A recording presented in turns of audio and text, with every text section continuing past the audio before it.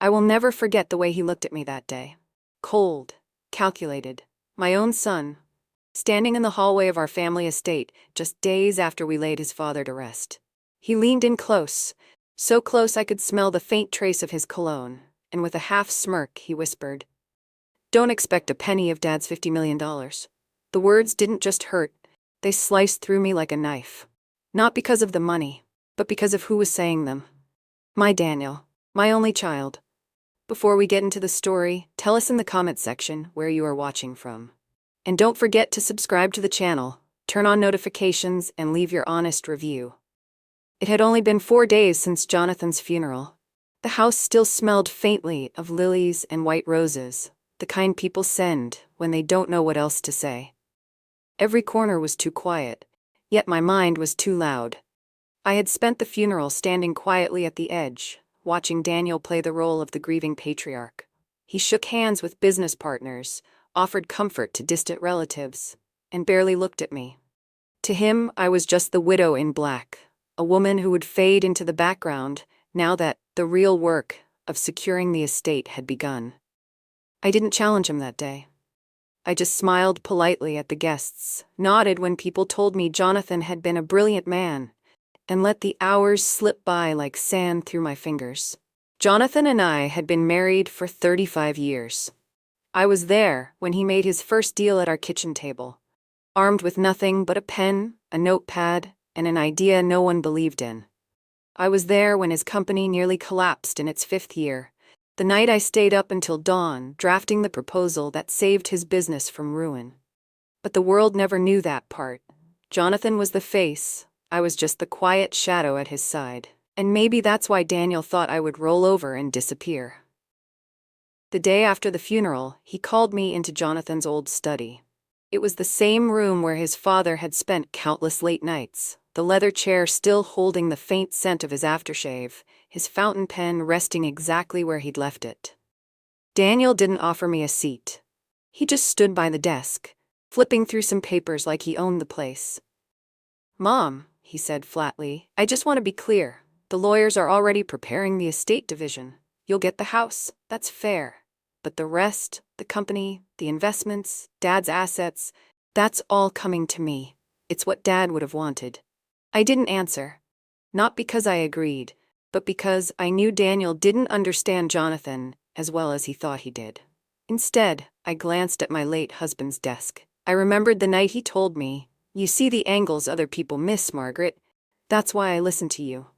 And in that moment, I felt something stir deep inside me. Not anger, not yet, but resolve. The following afternoon, Helen arrived.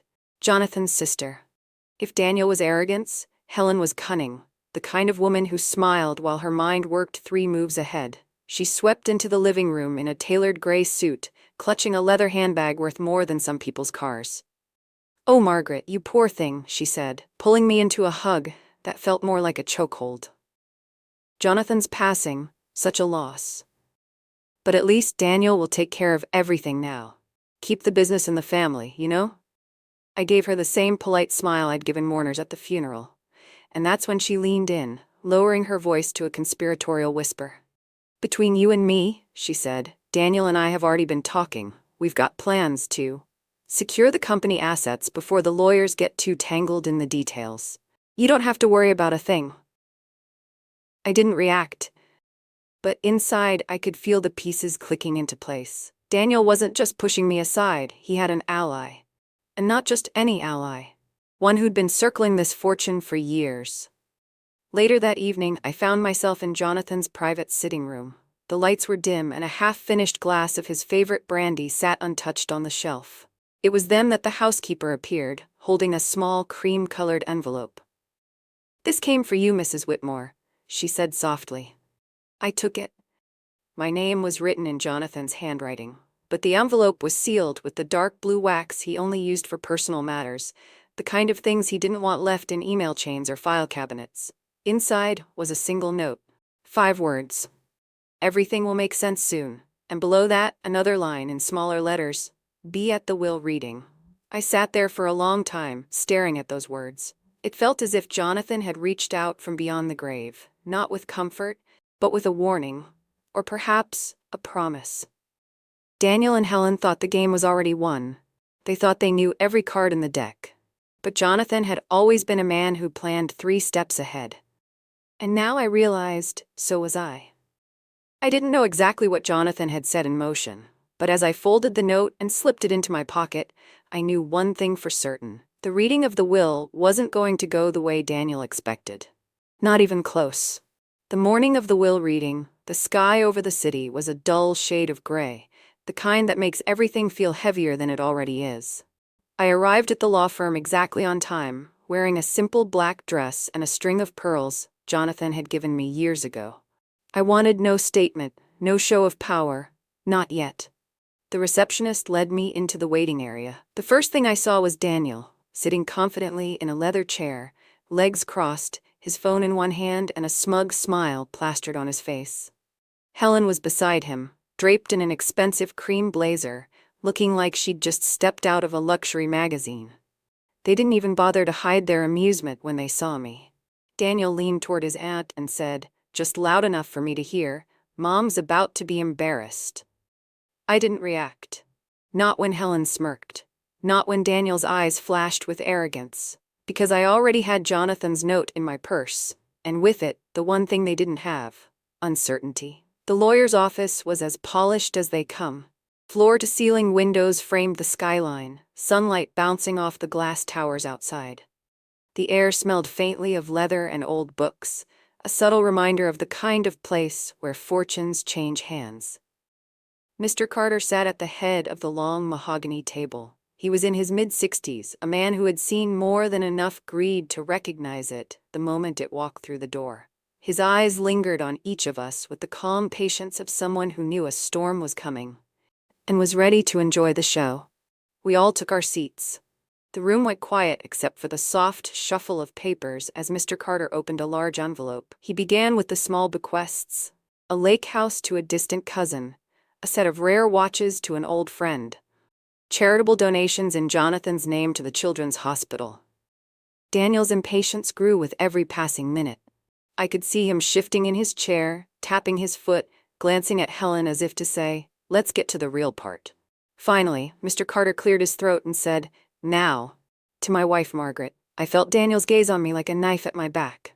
Mr. Carter continued reading Jonathan's words. To my wife, Margaret, who stood beside me when no one else believed in me, who saved my empire more than once without ever seeking credit, I leave my deepest gratitude, my respect, and my trust. There was a pause, the kind that makes the air in the room feel too thick to breathe. Then, Mr. Carter's next words dropped like thunder. I also leave to her my controlling shares of Whitmore Enterprises, granting her majority ownership and full decision-making authority over the company and its assets. The silence that followed was deafening. Daniel blinked as if the words hadn't processed. Helen froze mid-breath. I kept my eyes on Mr. Carter, but inside, I could feel my pulse pounding in my ears. Jonathan hadn't just given me money, he'd given me the empire. And Daniel had just realized that everything he thought was his wasn't. The explosion came fast. "This is a joke," Daniel snapped, slamming his palm on the table. "My father built that company for me. He told me I'd take over. This is fraud. I want proof this isn't forged." Mr. Carter didn't flinch. Instead, he leaned back in his chair with a faint smile and said, "Jonathan anticipated you might feel that way." He reached into his briefcase and pulled out a small, sleek tablet. Before his passing, Jonathan recorded a message for this exact moment. The lights dimmed slightly as the video played. Jonathan's face filled the screen.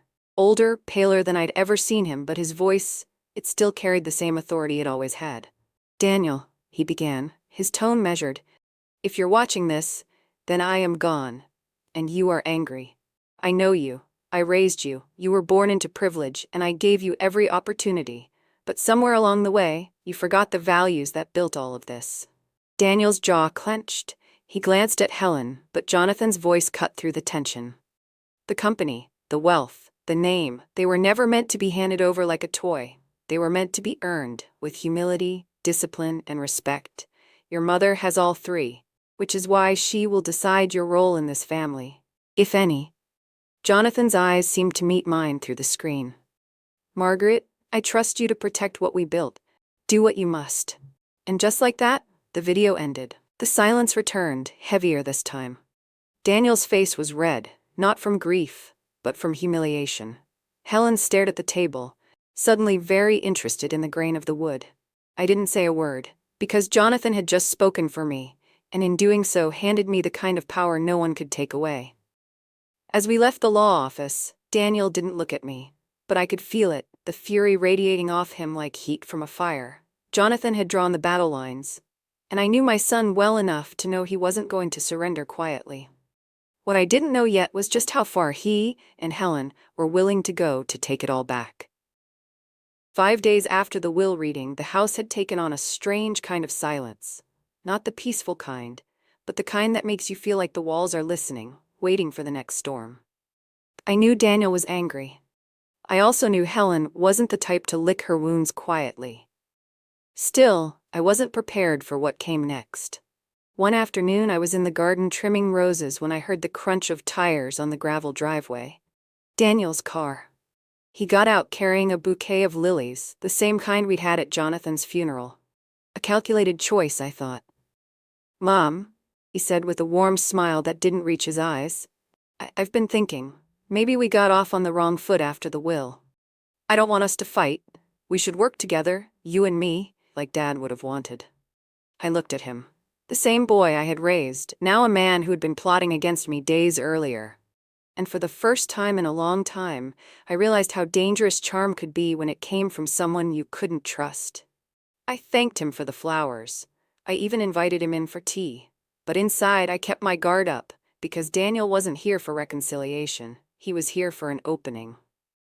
Later that day, as he left, Helen appeared in the hallway, her perfume drifting in before she did.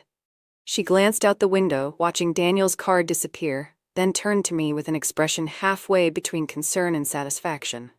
"You know," she said softly, "Daniel's been talking about options, legal options. He's upset about the will. I think he might try to challenge it in court."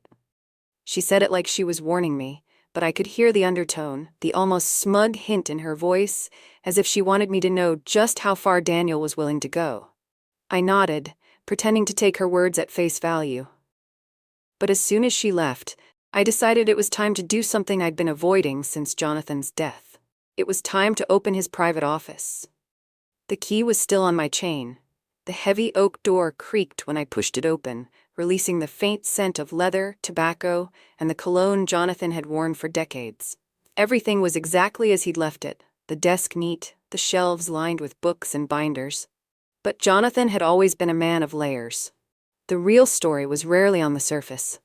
I began going through the files. At first, it was nothing unusual. Contracts, annual reports, shareholder letters. Then I found a folder tucked behind a row of ledgers.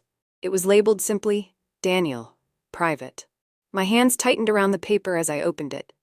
Inside were documents, emails, and memos, all detailing risky business ventures Daniel had approved without Jonathan's consent. Some of them were reckless enough to jeopardize the company's stability. And that wasn't all. Beneath the Daniel folder was another, marked Helen. Confidential. What I saw inside made my stomach turn. Bank transfers from company accounts to shell businesses under Helen's control. Notes from Daniel approving the transactions. They had been working together, siphoning money into their own pockets while Jonathan was still alive. My breath caught. This wasn't just betrayal. This was theft. From Jonathan. From me. From the legacy we had built. I closed the folders, my mind already turning over what to do next. One thing was certain. Daniel and Helen weren't going to get away with this. The next evening, I invited them both to dinner. I kept it casual, roasted chicken, a bottle of wine, the kind of setting where people let their guard down. We sat around the table, and I talked about the company, about the challenges ahead, about the importance of trust. I watched their faces. Helen kept her smile tight, nodding at all the right moments. Daniel shifted in his seat, avoiding my gaze. At one point, I leaned forward and said, "You know, in business and in family, loyalty is everything. Without it, even the strongest empire will crumble." Helen's smile faltered. Daniel's jaw tightened, and then, without warning, Daniel snapped. "Loyalty?" he scoffed. "Let's be honest, Mom. Dad wouldn't have succeeded without me. I was the one keeping things running while he was sick. You just kept the house." The words hit me harder than I expected, not because I believed them, but because they proved just how little he valued what I had done. I set my fork down and met his eyes. "Be careful, Daniel," I said quietly. "The man you think you outsmarted might have left me more than just shares." The room went silent. Helen looked between us, her expression suddenly uncertain. That night, after they left, I returned to Jonathan's office. I knew there was more. Jonathan was too meticulous to leave only surface-level evidence. In the bottom drawer of his desk, beneath a stack of old correspondence, I found it, a thick, sealed envelope. On the front, in Jonathan's handwriting, were the words, "To be opened only if challenged." My heart pounded. What could be inside? Proof that would end any legal battle before it began. Evidence that could destroy Daniel and Helen completely? I didn't open it. Not yet, but as I held it in my hands, I realized Jonathan had given me more than power. He had given me the ability to decide exactly when and how to use it. Daniel thought he was playing the long game. Helen thought she was pulling the strings. But neither of them knew that I was holding the one thing that could end it all in a single move. And soon, I was going to use it. The day of the shareholders' meeting arrived with the kind of stillness that comes before a storm. The city skyline glittered beyond the tinted windows of the company's towering headquarters, but inside, the air was heavy. I took my seat at the long mahogany boardroom table, Jonathan's table, the same one where deals had been made and empires had been built. Today, it would decide the fate of our family. Daniel was already there. 3 lawyers flanked him, their briefcases brimming with paperwork. Helen sat beside him, her lips pressed into that thin, superior smile I'd come to know so well. Across the table, the shareholders whispered among themselves, casting curious glances at me. Daniel leaned forward, voice calm but dripping with condescension. "Before we begin, I'd like to make something clear. We are here to challenge the will. My father was not of sound mind when he made those decisions. The controlling shares should never have been left to someone with no corporate experience." He looked at me when he said it, and I smiled. Mr. Carter, Jonathan's lawyer, cleared his throat. "We'll hear both sides, but Mrs. Whitmore has requested to address the board first." I rose, my hands resting lightly on the polished wood. "I understand there are concerns about transparency," I began. "Jonathan valued that too. Which is why, before this meeting ends, you will see exactly what he wanted you to see." I placed a large manila envelope on the table, the one marked, "To be opened only if challenged." The room went quiet. When I broke the seal and began laying out the contents, there was a shift. First, copies of bank statements showing large transfers from company accounts into Helen's private ventures, all without board approval. Gasps erupted. Next, internal memos documenting Daniel's unauthorized deals, the kind that would have bankrupted the company if Jonathan hadn't stepped in. One shareholder muttered, "Good God," under his breath. And then came the letters, each addressed to influential business partners and longtime investors. In every one, Jonathan detailed his decision to name me as his successor, citing my years of behind-the-scenes strategy and my role in rescuing the company during crises no one else had even known about. The silence was deafening. Daniel's jaw clenched. Helen's face turned pale. Jonathan anticipated this day, I told them. He knew greed would test the integrity of this company. That's why he left me these documents, to protect not just me, but all of you. A shareholder at the far end of the table spoke up. "I move to strip Daniel Whitmore and Helen Whitmore of any authority in this company, effective immediately." The motion passed in seconds. It didn't stop there. Within hours, news of their betrayal hit the press. Headlines blared about the embezzlement, the fraud, the family implosion at the top of Whitmore Enterprises. Clients began calling, some angry, some relieved. By the next morning, Daniel and Helen's reputations were in tatters. What they had spent years building in influence was gone in a single day. And then came the moment I had been turning over in my mind for days, deciding their personal fate. I met Daniel in my office, the same one Jonathan had once occupied. He looked older somehow. Not from age, but from the kind of loss that strips away arrogance. "I could press charges," I told him. "I could make sure you and Helen never set foot in a boardroom again." He swallowed hard, but said nothing. Instead, I slid a document across the desk. "A trust fund, enough for you to live comfortably on one condition. You will never interfere in this company's affairs again. Not a word, not a move, not even a whisper to the press. His eyes searched mine, perhaps looking for mercy, perhaps for weakness. He found neither. He signed. That night, I stood in Jonathan's office, gazing out over the city. The streets below glimmered like veins of gold in the dark. And for the first time since his death, I felt the weight lift. I thought of the last conversation we had, just weeks before his heart gave out. "They'll never see you coming," he'd said with a smile. "And when the time comes, you'll win without ever raising your voice." He was right. As I turned off the lights and stepped out of the office, I realized something. The greatest inheritance Jonathan had given me wasn't the money, or the shares, or even the company. It was the power to decide who I truly was when no one else believed in me. And that was worth more than $50 million. What Daniel and Helen never knew was that Jonathan had orchestrated every step.